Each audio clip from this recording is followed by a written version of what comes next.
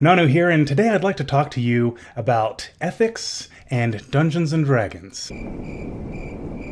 Now that we've gotten rid of all the losers, for serious though, what is good? It depends upon what the meaning of the word is.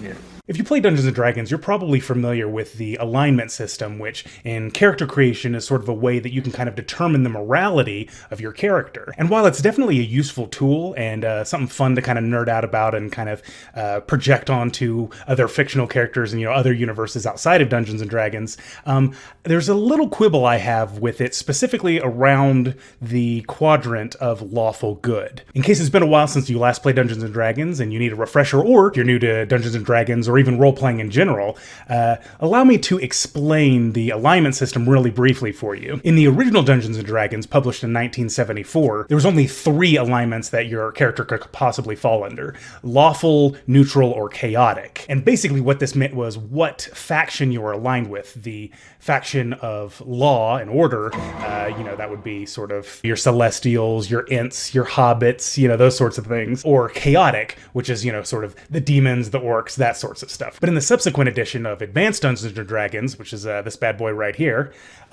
we got our first real look at the sort of the new and improved alignment system, which is the modern one that we use today, even up into 5th edition, which was published in 2014. And if you've ever seen the memes online and stuff like that, this is the alignment system that you're probably familiar with. But here's my beef. Lawful good isn't actually good if you think about it. You see, there's a lot of ways you can frame this distinction between law and chaos. For example, the way most people tend to view it is sort of the laws of the current society that you're in. There are also some people who might prefer to view it as sort of nature versus civilized society or other various ways. But typically, I think the way it's done and the way it's presented in the source material books, like the Player's Handbook, for example, is that, we're talking about the laws of society or at least a strict code of ethics. But see, there's a problem. Sometimes there's a conflict between what is lawful and what is good. I'm probably not telling you anything you don't already know, but for example, the Holocaust was lawful, slavery was lawful. Just because something is lawful doesn't mean it's good. And if, when there's a conflict between law and doing the right thing, you choose to do what is lawful, you're not really good. I mean, if you really think about it, right? At least not in any real meaningful sense. And I think that's sort of what defines lawful good characters, is that when there's a conflict between doing the right thing and following the expectations of society and following its laws, they err on the side of law. And that's a real problem because at some points you are going to have to sacrifice doing the right thing. Now, I know some people might object to this and say, well, hey, Nannu, buddy, you're not describing lawful good, you're describing lawful stupid, and what lawful really means is that you adhere to a strict code of ethics. But see, I think that also suffers from the same problem. If you put any sort of strict ethical consideration above doing the right thing, you end up falling into the trap of not doing the right thing sometimes in order to satisfy these rules. To give you kind of a more concrete example, the philosopher Immanuel Kant, his name was Immanuel, right?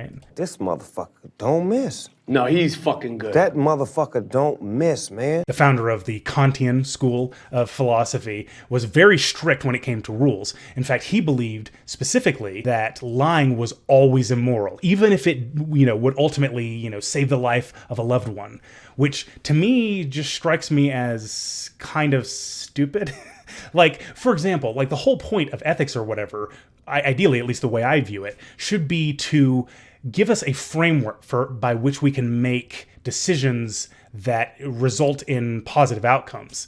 And so if you completely ignore the outcomes and only exclusively focus on the rules, the sort of the core principles rather than their potential outcomes, I think you miss a really big part of morality. In a similar sense, I think this is the big failing of lawful good as a concept, right? Is that we put the law before goodness. And that kind of erodes the whole concept of goodness, right? This is starting to get into abstract, heady, philosophical territory. So I'm going to try to pull it back to some more nerdy stuff. So hopefully you can relate with this a little bit better. And I'm going to do so by laying out what is probably going to be one of the hottest takes I will ever drop on this channel ever. So Pepper your Angus, kids. I actually prefer the alignment system in 4th edition.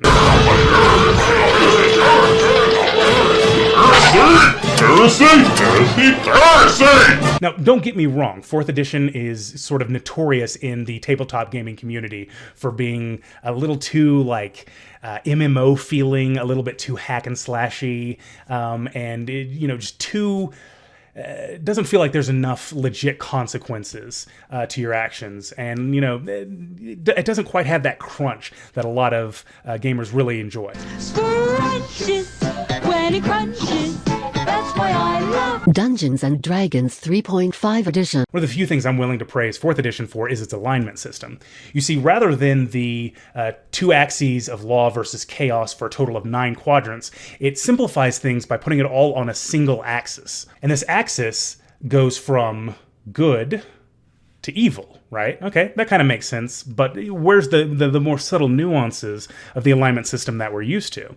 Well, I think they accomplished this in a really interesting way. From good to lawful good to evil to chaotic evil, and then of course sort of off the spectrum you had sort of unaligned or uninterested. I honestly think this is a better way to sort of frame it. I mean, ultimately, it's difficult to reduce all of ethical philosophy down to a simple sort of spectrum, but I think this one, at least in terms of character creation and in role-playing, makes a lot more sense. And so this is sort of not necessarily how the books will represent 4th edition alignment, but how I think is a good way to frame it. So in this system, good represents doing the right thing regardless of personal consequences, right?